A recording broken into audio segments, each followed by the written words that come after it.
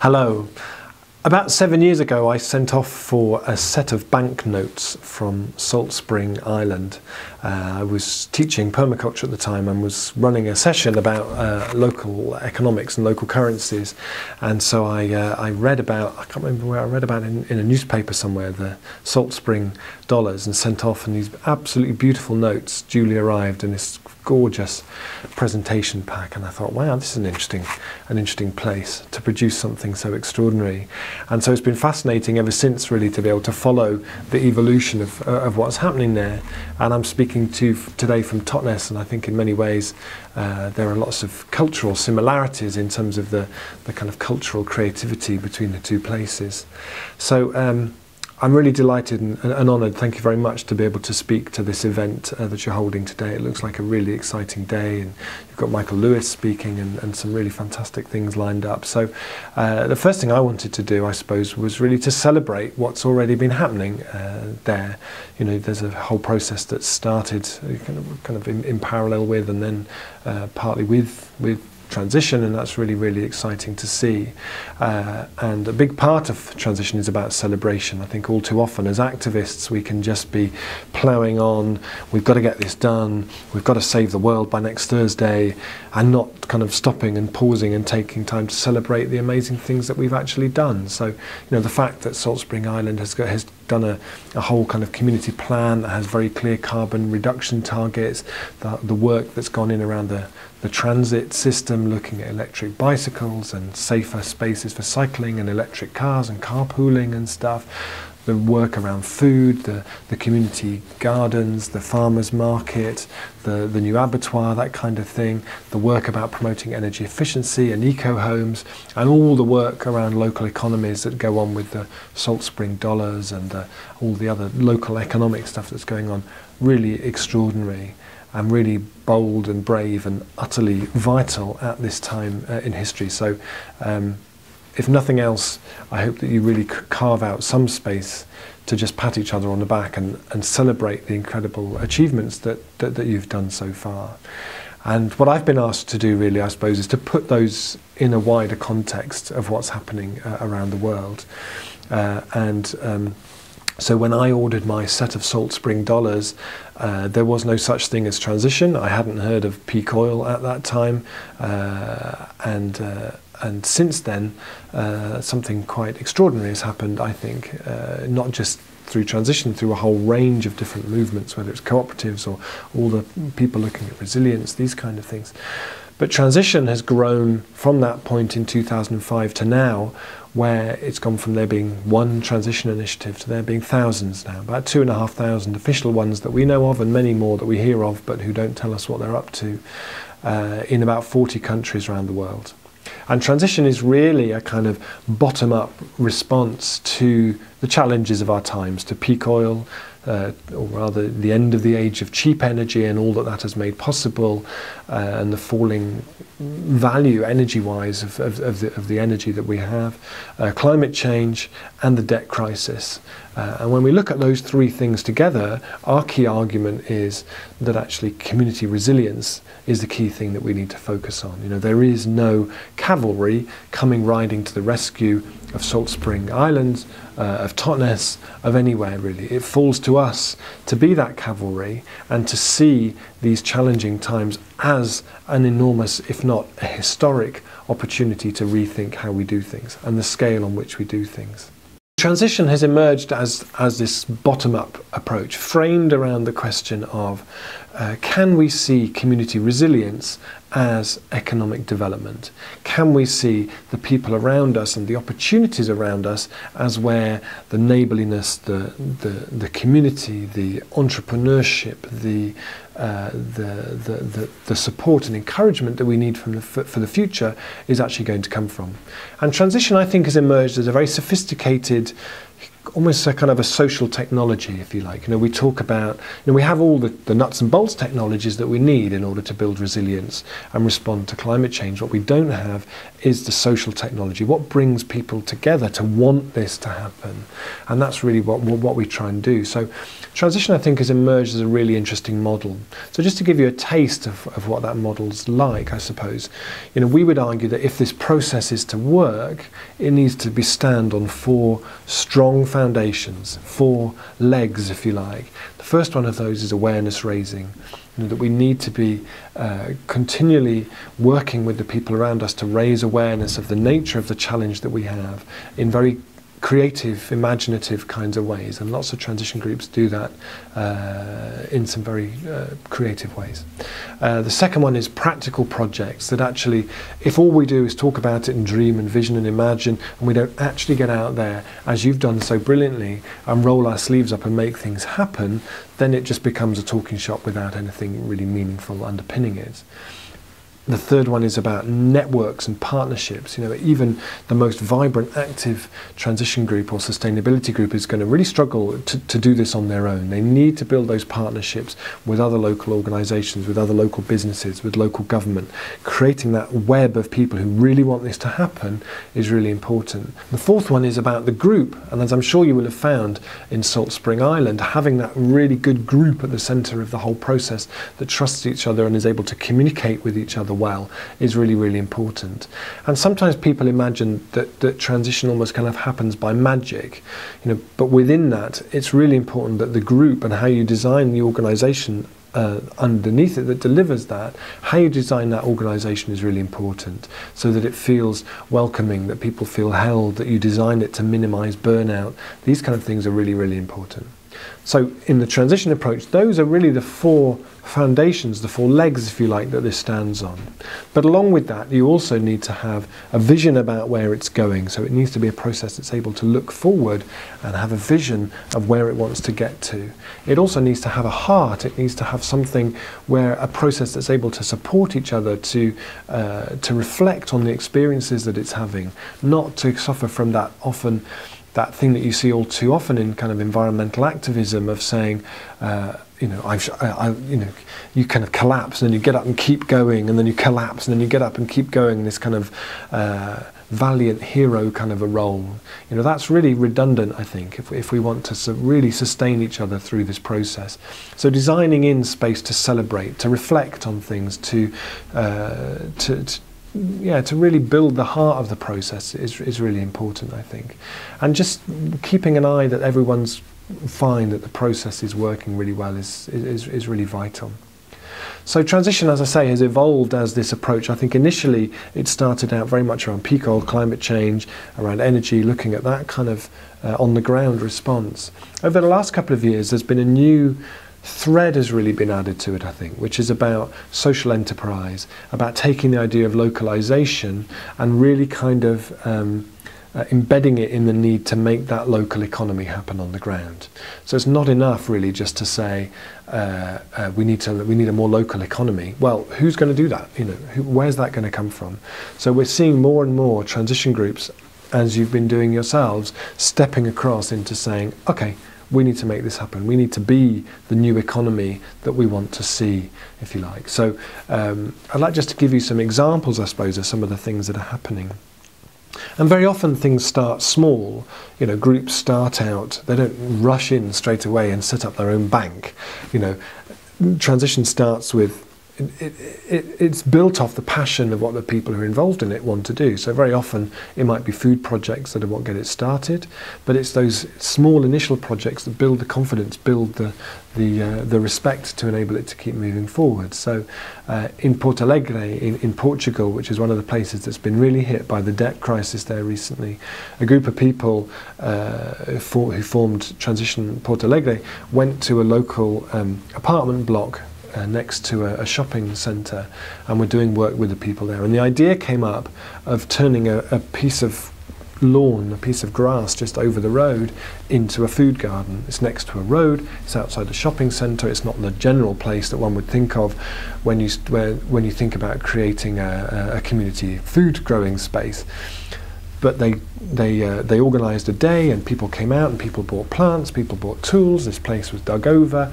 It was turned into this thriving little vegetable bed right outside the shopping centre. And all the people who lived in the apartment block came out and got involved and were really excited to see this happening. And one of the people who lived there said to me when I spoke to her later, I've lived in this place for 15 years, and over that time I've seen people more and more turn their backs and turn away from each other. And it was this project that brought people out and brought them face to face with each other and got them working together. And that has then served as the launch pad for all kinds of other things that have been going on. In Seattle, in America, they started a tool library where they found that loads and loads of people had tools that were just in a shed, nobody used them. The church gave them a local building and they got a little bit of funding to get it started, and local people started to donate tools, and they donated more and more tools. They donated a lot of tools. They donated about 1,200 tools, ranging from a chisel to whole kind of big industrial drills and all this kind of stuff. And now people become a member, and they can, like you would from a normal library, take a book away. You take away a tool for a week. They provide training. They provide all kinds of other things. They're teaching people how to make stuff, and that's all driven by people who are passionate and who really, really want that to happen. And again, one of the women there told me about somebody whose father had died, and they brought all of his tools along because as they felt that was the most kind of fitting legacy for that his tools that he was so proud of would be used by people into the future. But sometimes people might look at these projects and say, well, this isn't going to change the world, these small little kind of projects. But I would really disagree. You know, this is something where as more and more people come together and reclaim that sense that they can do something and that they can make a difference, there is a huge power that lies there, the power of just doing stuff, if you like. So, but what we see happen increasingly more recently is that these projects start to turn into bigger, more meaningful things. And so I'd like to just share with you some of the things that feel like they're the kind of state of the art, if you like. They're the leading edge of where transition is really starting to make that local economy a reality. So in the city of Bristol, they launched a while ago, modelled, I'm sure in some ways, on the Salt Spring dollar, they launched the Bristol pound, which is a citywide local currency, a city of about 800,000 people. And it's a printed currency. They're beautiful notes designed by the people of Bristol.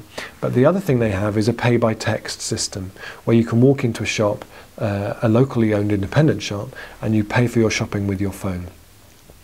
And that system has been pioneered in Brixton with the Brixton pound, but in Bristol is now being used for the whole city. A lot of support from the City Council. You can pay your business rates in Bristol pounds, you can pay your taxes in Bristol pounds. The City Council give the staff the option of getting a proportion of their salary in Bristol pounds. This is something which has really kind of gone to the heart of what they're doing. And the new mayor, who was elected in Bristol just before Christmas, on his launch speech, his inaugural speech, announced that he would be taking his full salary of £51,000 in Bristol pounds. And then when the Queen visited the following week, she was presented with a presentation pack, a gift pack of Bristol pounds. But history does not record whether she was a little bit upset that she didn't appear on any of the notes. And I have this mental picture that somewhere in the Tower of London is a special dungeon reserved for people who print banknotes without the Queen's head on them. But it's a really exciting scheme, and new businesses are signing up all the time, and many of them take it across the city. And if that works on that scale, that's a really exciting precedent for as a powerful tool to support this shift to really getting behind our independent economy and driving that. Because I think key to transition is this concept of community resilience as economic development. And one of the ways that I think is best of illustrating that is to tell you the story about this, which we'll be publishing in Totnes in Devon in a couple of weeks. And this is, I think, one of the first places to do this. This is our local economic blueprint for Totnes and district. And this is basically a kind of a mapping of our local economy. Often when we talk about localization, we argue it in terms of it's good for sustainability, it's good for community, that kind of thing. Generally, if Walmart wanted to open here in this town, they would be able to argue that they would create X number of jobs, they'd bring X amount of money to the local economy. We rarely do that. What the blueprint does is it maps our economy here in terms of food, energy, the potential of retrofitting, and also care for the elderly. Where does the money go? what businesses do we have? What's the shape of the economy in terms of that? So we now know, for example, that here in Totnes and its surroundings, we spend £30 million every year on food, of which £20 million go through just 2 supermarkets, 17 million of that through one. Totnes has a much bigger, much more vibrant local food economy than most other towns, a third of our economy, for example. But actually, what we now know and what we're now able to say is there is £20 million prize there every year. If we could shift 10% of what we do here, what we spend here on food as a community towards local food, that's £2 million coming into the economy of this place. There's nowhere else £2 million is going to come from. This is the cavalry coming to our rescue, is us shifting what we do. Often we focus on inward investment. How do we make ourselves more and more attractive to inward investment? And often that inward investment actively undermines the resilience of the place where we live. In transition, we also look alongside that at the concept of internal investment. How do we spend our money in a different way that can really drive this process? And so the economic blueprint, one of the most powerful things about the blueprint is that it's not just produced by Transition Town Totnes. Along the bottom there are all the other organisations who are part of that, the Totnes Development Trust, the Town Council, the local college, the local Chamber of Commerce. This is a real kind of coalition of people who are saying that's the opportunity that sits there, and we can do that if we decide to go for it. Another really exciting model of internal investment comes from Bath in the southwest of England, where they started Bath and West Community Energy. And Bath and West Community Energy is a community-owned energy company set up with the remit to try and create as much renewable energy around that area as it possibly can, but in community ownership, so that the benefits from that, the financial benefits and other benefits, accrue to the local community and help to drive the wider transition process. And what they did there was they had a model where they got an investor in early on who invested about £1 million in Bath and West Community Energy, which meant they could do a different model.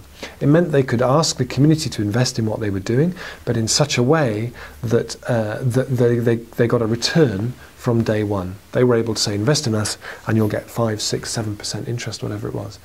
It meant that it gave people sufficient confidence that they were able to start to move their pensions into their own community-owned energy company. So it meant that in their first share launch last year, they raised £750,000 from local people in shares that then have then resourced the process. They're now putting in all kinds of renewables across the city. These models for internal investment are really, really important. And sometimes they can be a bit exclusive. Not everybody has a pension that they can move. A really good example of how this works in more disadvantaged communities is in Brixton in South London. And Transition Brixton, one of the things that emerged from that group has been Brixton Energy. And Brixton Energy, again, is a social enterprise looking at harnessing renewable energy as a tool for bringing people together. And they started, they're putting solar PV arrays on the roofs of some of the most disadvantaged housing blocks in London. The first share launch they did, Brixton Solar 1, they raised £100,000 in shares, but mostly from kind of people who didn't live there, who were in the wider community, who wanted to see this happen. More kind of white middle class people who had a little bit of spare money that they could invest in because it was a good idea. Brixton Energy 2, which they did early last year, raised about the same amount of money again, but from people, about half of it came from the people actually living in the blocks there, moving their money out of their savings account saving accounts that were giving very low rates of interest, and moving them in to their own community energy company. They trained up local young men in how to install solar PV. People started to feel a real benefit. The third one, Brixton Solar 3, which is launching soon, they think will come entirely from the people in the tower block. The word has spread among everybody. This is a really good thing to do. This is a really good thing to support. This is a really good place to put your money. So that's a really interesting kind of model, I think, of how we can use community renewables as a way of driving and harnessing the wider transition process. So, where there are now really exciting transition stories, whether we're looking at food, energy, all these kind of things. So for me, increasingly, it's really about how do we do that? How do we plug the leaks of our local economy? And transition initiatives around the world are really rising to that, and it's very exciting to see. One of the projects that I'm involved in here in Totnes, which we're going to be launching over the next month, is a community brewery. And I'm really fascinated by what it might look like if you designed a brewery as a social enterprise. What would it look like if you brewed limited editions of beers that came out with names that reflected the wider process of transition happening in the community? What would it look like if you identified people, local entrepreneurs, who had ideas of businesses they needed to get started, and they needed a small amount of seed capital, that you could release limited edition bottled beers, each of which would be about supporting that particular business. So on the label it would say, for example, this is Dave, he wants to start a business, a kind of an urban herb farm, growing culinary herbs in 20 places around the town. He needs £5,000 to get started. 10 pence from every sale of this beer will go to supporting Dave's business, and you'd call the beer kind of urban herbal something, I don't know. But, you know, so if you actually then have a brewery that actually drives in that way, and how can we take that thinking about stimulating a new economy that's about appropriate localization, that's about resilience, that's about low carbon, that's not just about businesses that are focused on profit, but is focused on a wider kind of social return as well. You know, how can we look at really driving those forward? And that's what we try and do here. We run a local entrepreneurs forum every year where we bring together people with ideas, together with potential mentors, together with potential investors, and really kind of cross-pollinate them for a day. We have a Green Dragon's Den where people pitch ideas for new enterprises, and the last one, quite a few of them, people came forward who wanted to invest in them and to get them underway. So how can we turn what feel like enormous problems around peak oil and climate change and the debt crisis into the opportunity for enormous creativity? When we talk about the end of the age of cheap energy, the end of the age of cheap credit, and so on and so on, every end is a new beginning. And this, I think, is a beginning for a new economy which is modelled on resilience, which is modelled on community, on ingenuity, on the genius of the people around us. It's a process that's underway in Salt Spring Island. It's a process that's underway in thousands of communities now around the world. And I just want to take this opportunity really to celebrate the extraordinary work that you're doing, to invite you to share that story as much as you can with all of us, and to learn where it's useful from the experience of what's happening more widely in the world. And on this event, where you're going to be having a fantastic, inspiring, celebratory day, to thank you for all that you've done, for the stories that you're able to tell the rest of the world, and to wish you all the very best. Thank you so much.